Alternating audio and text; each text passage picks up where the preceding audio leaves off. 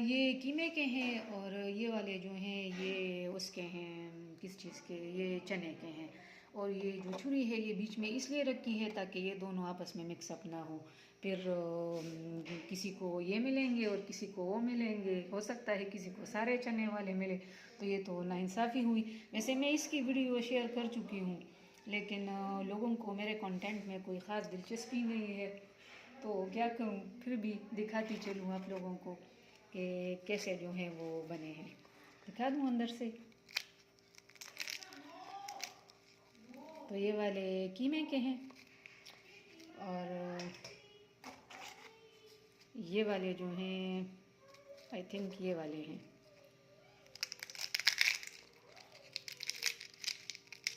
ये वाले चने के हैं।